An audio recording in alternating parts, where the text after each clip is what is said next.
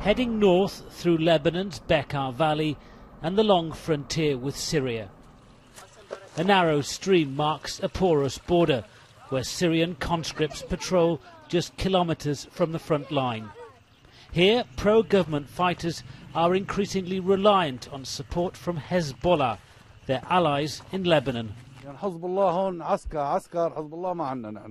Morally and politically, Hezbollah help us, but they're not militarily involved in our fight.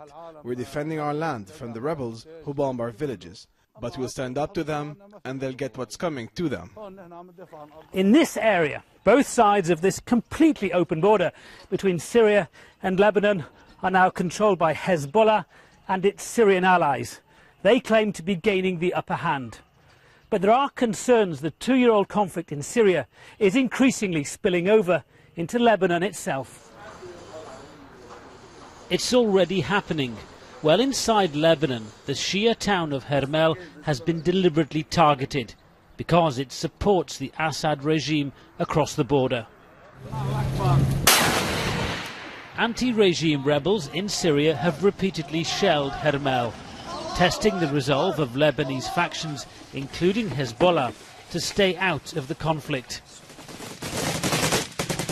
Fault lines between Lebanon's Sunni and Shia Muslims are being dangerously exposed. Fighters from both sides are being drawn into Syria's war on a new alarming level. At Sunni mosques in Lebanon, young men are being radicalized, fired up by calls from senior clerics for jihad, holy war. A necessary response, say the imams, to Hezbollah's role in the fighting. This is a legitimate fatwa, a ruling from God, from the Quran.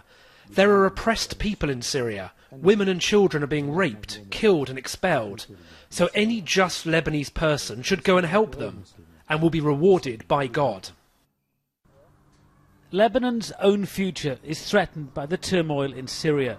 The longer it continues, the more nervous the army and the increasingly divided factions on this side of the border will get. Wira Davis, BBC News, Northern Lebanon.